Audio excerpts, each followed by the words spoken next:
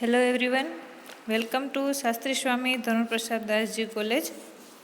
આજે આપણે SY BCom semester 4ની અંદર કમ્પલસરી સબ્જેક્ટમાં યુનિટ 1 છે, જે એક શોર્ટ સ્ટોરીના સ્વરૂપમાં છે, તેના વિશે સમજવાના છીએ, જેનું ટાઇટલ છે 3 ક્વેશ્ચન અને તેના લેખક છે, રાઇટર છે લિયો ટોલ્સ્ટોય.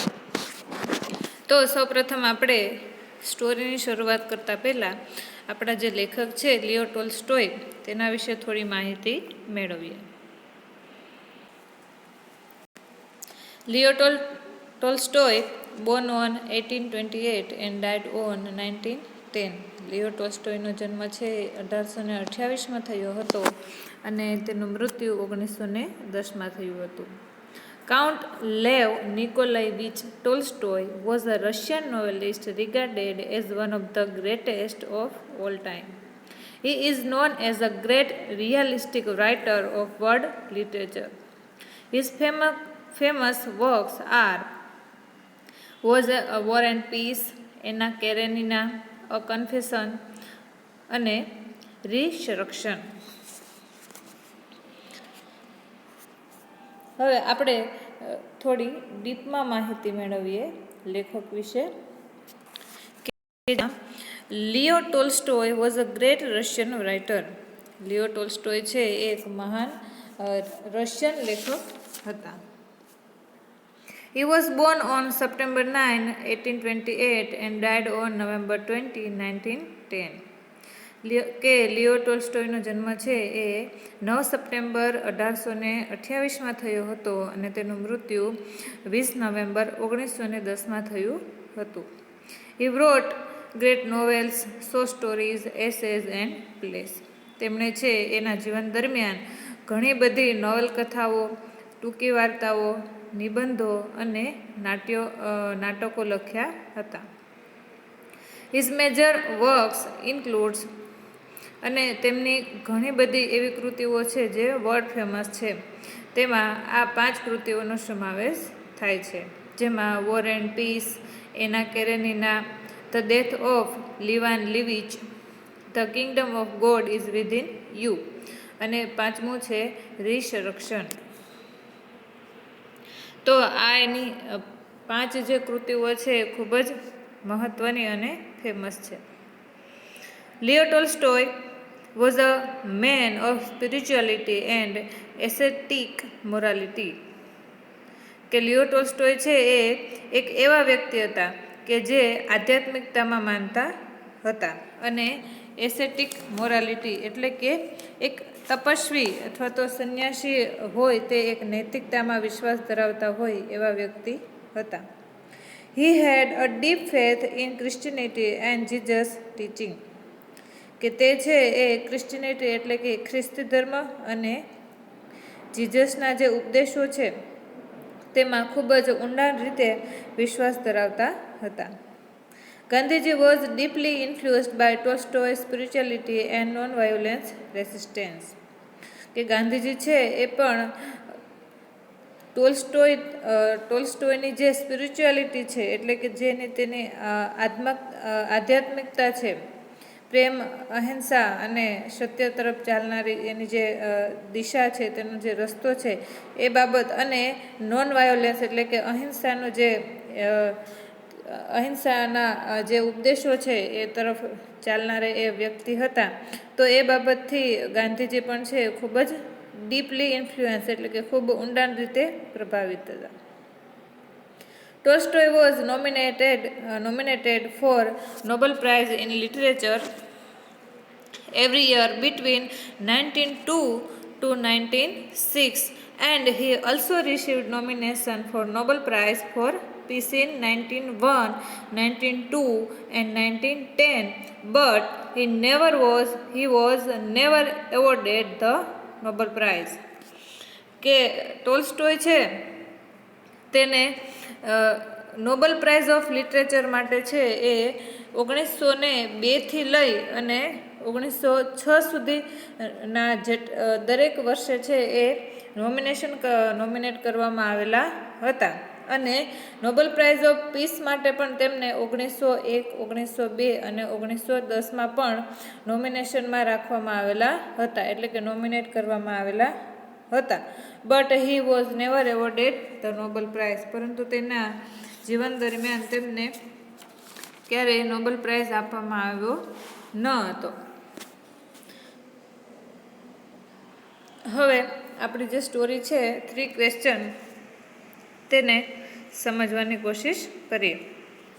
તો આ એક સ્ટોરી છે એક રાજાની છે, અને એ રાજા છે એ હંમેશા ઈચ્છતો હોય છે કે જીવનમાં સફળ થવા માટે શું કરવું જોઈએ, કે સફળ થવા માટે ક્યાં ક્યાં છે એ પ્રયત્નો કરવા જોઈએ, કેવા કાર્યો કરવા જોઈએ, કેવા લોકો સાથે રહેવું જોઈએ, અને યોગ્ય સમય કયો છે, એવા બધા પ્રશ્નો છે એ તેના મનમાં ઉદ્ભવે છે, અને તેના જવાબો માટે તે કેવા કેવા પ્રયત્નો કરે છે, અને તેને અંતે એના જવાબો મળે છે કે નહીં, મળે છે તો કેવા પ્રકારના મળે છે, એ બાબત વિશે આપણે સમજીએ. તો સ્ટોરીની શરૂઆત કરીએ.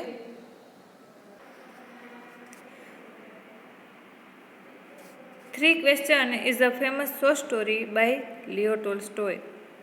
કે 3 ક્વેશ્ચન એટલે કે 3 પ્રશ્નો, આ ટાઇટલની જે સ્ટોરી છે, ટૂંકી વાર્તા છે, એ ટોલ્સ્ટોયની ખૂબ જ પ્રસિદ્ધ વાર્તા છે.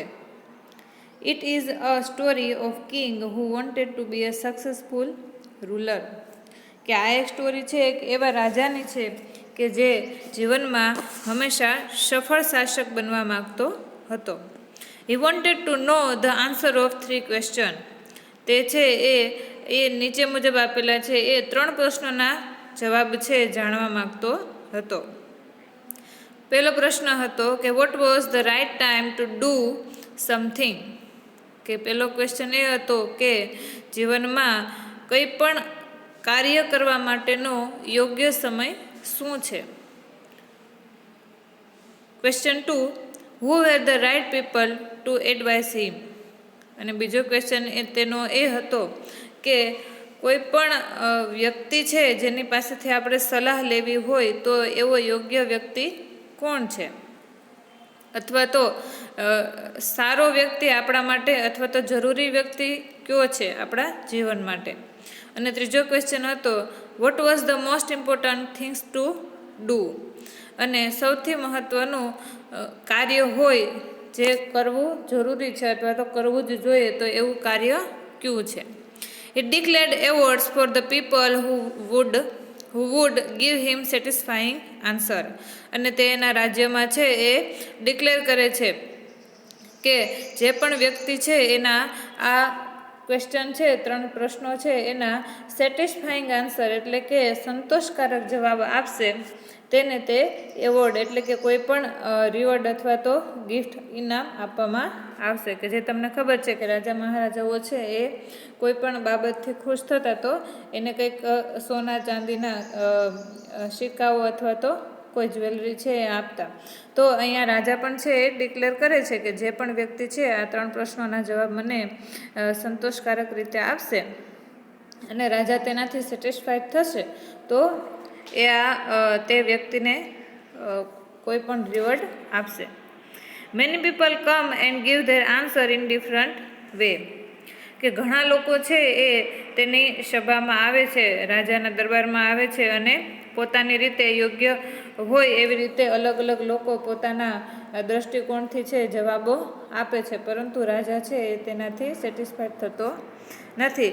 The king remained dissatisfied with their answer. અને રાજા છે એ કોઈના પણ આન્સરથી, કોઈના પણ જવાબોથી છે એ સેટિસ્ફાઈડ થતો નથી. Therefore, he decided to seek the advice of the famous hermit who lived in the forest. અને તેથી તે નિર્ણય કરે છે કે તે હર્મિત પાસે જશે. હર્મિતનો અર્થ થાય છે એક સંન્યાસી અથવા તો કે જેણે દુનિયા છે એને દુનિયાથી કોઈ લેવા દેવા હોતા નથી અને પોતે એકલા જ છે જંગલમાં રહેતા હોય એવા એક સંન્યાસી. તો અંતે તેને એવું જાણવા મળેલું હોય છે કે એક ફોરેસ્ટ એટલે કે જંગલમાં એક હર્મિત રહે છે, એક સંન્યાસી રહે છે, અને તે એના બુદ્ધિ માટે છે એ ખૂબ જાણીતા હતા. તો અંતે તે નિર્ણય કરે છે કે પોતે તે હર્મિત પાસે જશે. The king went to the hermit in disgust. He knew that the hermit would not like merely rich or powerful people. કે આગળ શું થાય છે કે જ્યારે રાજા છે એ હર્મિત પાસે જવાનો નિર્ણય કરે છે તો તે ડિસ્ગસ્ટ એટલે કે એક પોતાનો વેશ છે બદલીને જાય છે. તમને ખબર છે કે કોઈ રાજા છે તો એનો પહેરવેશ છે એ અલગ પ્રકારનો હોય, અને એક સામાન્ય વ્યક્તિ હોય તો એનો જે પહેરવેશ હોય એ પણ અલગ પ્રકારનો હોય. અને અહીં છે એ રાજા જાણતો હતો કે પેલો સંન્યાસી છે એ રીચ લોકો એટલે કે જે ધનવાન લોકો હોય અને ખૂબ જ પાવરફુલ પીપલ એટલે કે ખૂબ જ શક્તિશાળી લોકો હોય એને ક્યારેય મળતો ન હતો. તો આ બાબતથી છે એ રાજા છે એ જાણતો હતો. એટલે શું કરે છે તો કે એક સામાન્ય વ્યક્તિના કપડામાં અથવા તો સાદા કપડામાં છે હર્મિત પાસે જવાનો નિર્ણય કરે છે. When he reached there, the hermit was digging outside his hut to prepare beds for planting. અને જ્યારે રાજા છે એ હર્મિત પાસે પહોંચે છે જંગલમાં, ફોરેસ્ટમાં, ધ હર્મિત વોઝ ડિંગિંગ મીન્સ એટલે કે ખોદકામ કરવું, ખોદવું. તો ત્યાં શું કરતો હોય તો કે પેલો સંન્યાસી છે એ કંઈક ખોદતો હોય છે અને પ્રિપેર બેડ્સ ફોર પ્લાન્ટિંગ, અને કોઈ વૃક્ષો ઉગાડવા માટે છે ત્યાં ક્યારા જેવું બનાવતો હોય છે. The king helped the old hermit in digging and repeatedly asked his question. તો શું થાય છે તો કે પેલો રાજા છે તેને ખોદકામ કરતો જોઈ અને તેને દયા આવે છે. એટલે શું કરે છે તો કે એ પેલો વૃદ્ધ હર્મિત છે, વૃદ્ધ સંન્યાસી છે, તેની મદદ કરે છે ડિંગિંગ એટલે કે ખોદવા માટે, અને પોતાના જે 3 પ્રશ્નો છે એને રિપીટેડલી આસ્ક હિઝ ક્વેશ્ચન એટલે કે ફરીવાર છે તે પેલા સંન્યાસીને પૂછે છે. However, the hermit did not answer the question.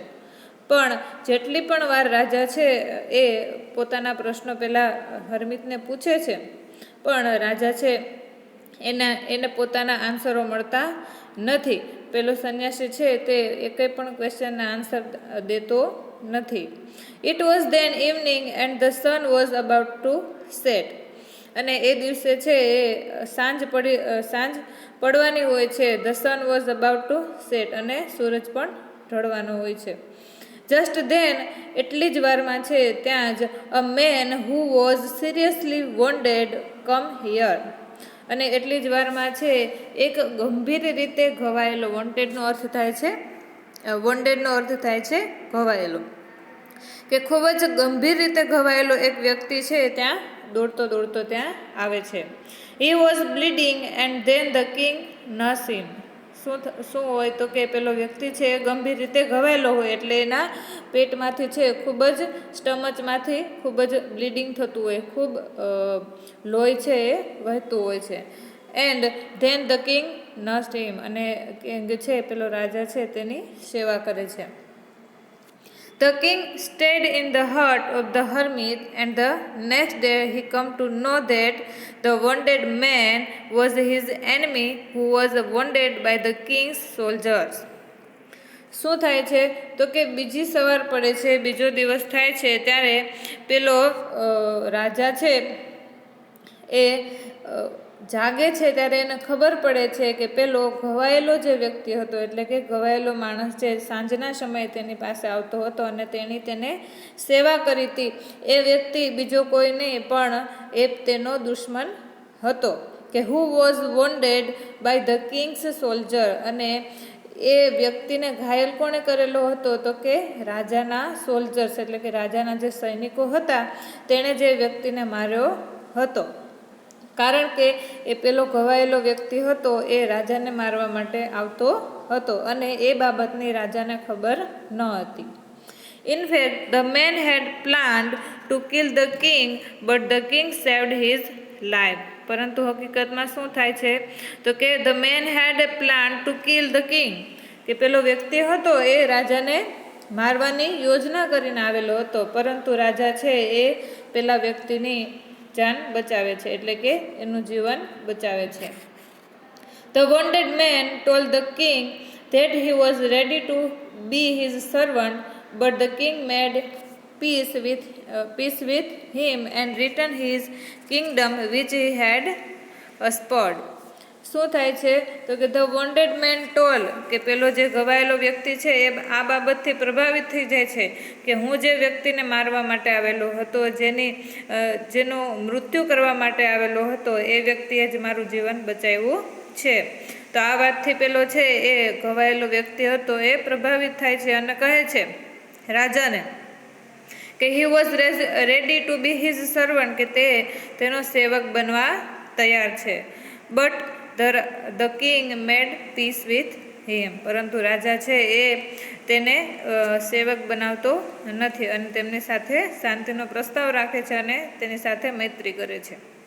And return his kingdom which he had usurped, અને રાજા છે એ પેલા વ્યક્તિને શું કરે છે તો કે રિટર્ન હિઝ કિંગડમ, તેને એના જે કિંગડમ છે, રાજ્ય છે, ત્યાં પાછું જવાનું કહે છે અને તેનું રાજ્ય પણ છે તેને પાછું આપી દે છે. વિચ હી હેડ અસ્પર્ડ, કે જે તેણે કબજે કરેલું હતું.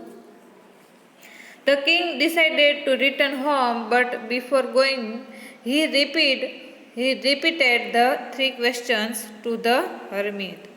કે આખરે છે એ બીજા દિવસના અંતે રાજા ઘરે જવાનો નિર્ણય લે છે, પરંતુ જતાં પહેલાં તે ફરીવાર પોતાના જે 3 પ્રશ્નો છે એ પેલા સંન્યાસીને પૂછે છે. The hermit told him that the king had already received his answer. અને પેલો સંન્યાસી છે, વૃદ્ધ સંન્યાસી, એ રાજાને કહે છે કે તને ઓલરેડી તારા પ્રશ્નોના જવાબ મળી ગયેલા છે. Then he explained them, going the practical example that the most important time is the present moment. અને પેલો હર્મિટ છે, સંન્યાસી છે, તેને એક પ્રેક્ટિકલ ઉદાહરણ આપતા છે. એ કહે છે કે the most important time is the present moment, કે સૌથી પહેલાં રાજાનો પ્રશ્ન હતો કે સૌથી most important time to do something, કે સૌથી મહત્ત્વનું કાર્ય કરવા માટેનો યોગ્ય સમય શું છે? તો એના જવાબમાં પેલો સંન્યાસી કહે છે કે સૌથી મહત્ત્વનું કોઈ કાર્ય હોય, સૌથી મહત્ત્વનો કોઈ સમય હોય, ઇમ્પોર્ટન્ટ ટાઈમ હોય તો તે છે પ્રેઝન્ટ મુમેન્ટ, એટલે કે જે તમે વાસ્તવિક રીતે અત્યારે છો તે, એટલે કે નાવ. તો સૌથી મહત્ત્વનો સમય છે એ છે પ્રેઝન્ટ મુમેન્ટ, કે ભૂતકાળ પણ નથી કે ભવિષ્ય પણ નથી, પરંતુ સૌથી મહત્ત્વનો સમય શું છે તો કે present moment. The most important person are those who are with you any time. તો રાજાનો બીજો ક્વેશ્ચન હતો કે who were the right people to advise him, કે સૌથી મહત્ત્વનો એના માટે વ્યક્તિ કોણ છે? તો એના જવાબમાં પેલો હર્મિત કહે છે કે the most important person are those who are with you any time, કે સૌથી મહત્ત્વનો વ્યક્તિ એ છે કે જે હંમેશા તમારી સાથે રહે છે, અથવા તો પ્રેઝન્ટ ટાઈમમાં જે તે સમયે તમારી સાથે હોય એ વ્યક્તિ જ તમારા માટે મહત્ત્વનો હોવો જોઈએ. Finally the most important action is to help other and સર્વ અધર. અને રાજાનો ત્રીજો પ્રશ્ન એ હતો કે what was the most important things to do, સૌથી મહત્ત્વનું કાર્ય કરવા જેવું શું છે? તો એના જવાબમાં હર્મિત કહે છે કે the most important action is to help other and સર્વ અધર. અને સૌથી મહત્ત્વનું જો કાર્ય હોય કંઈ કરવા જેવું તો એ છે કે જે વ્યક્તિ તમારી સાથે છે હંમેશા તેની હેલ્પ કરવી અને તેની સેવા કરવી. The king was completely satisfied by the answer. અને રાજા છે એ અંતે જે હર્મિત પાસેથી એને આન્સર મળે છે, જવાબો મળે છે, તેનાથી સેટિસ્ફાઈડ થાય છે અને પોતાના કિંગડમમાં ફરીવાર જતો રહે છે. તો અહીંયા આપણી સ્ટોરી છે એ પૂરી થાય છે. કે આ જે ક્વેશ્ચન છે આપણા જીવનમાં પણ ખૂબ જ આપણને ઉપયોગી બને એવા છે કે આપણે છે ઘણી વખત એવી બાબતો વિશે વિચારતા હોય છે અને જે પાસ્ટમાં થયું છે એના વિશે દુઃખી થતા હોય અને જે ફ્યુચરમાં થવાનું છે એના વિશે ચિંતા કરતા હોય છે, પરંતુ સૌથી મહત્ત્વનો કોઈ સમય હોય તો એ છે પ્રેઝન્ટ સમય, કે આપણે જ્યાં હોઈએ છે ત્યાં પણ હોતા નથી. એટલે અહીંયા કહેવાનો અર્થ એ છે કે કોઈ પણ યોગ્ય સમય છે એ તમે જ્યાં છો એ છે, અને એ સમયે તમારી સાથે જે વ્યક્તિ છે એનું હંમેશા તમારે સારું વિચારવું અને એના માટે કંઈક સારું કરવું, એવા વિચારો તમારા મનમાં લાવવા જોઈએ. તો અહીંયા આ સ્ટોરી છે એ પૂરી થાય છે અને એવી આશા રાખું છું, આઈ હોપ કે તમને બધાને આ સ્ટોરી છે એ સારી રીતે સમજાઈ ગઈ હશે.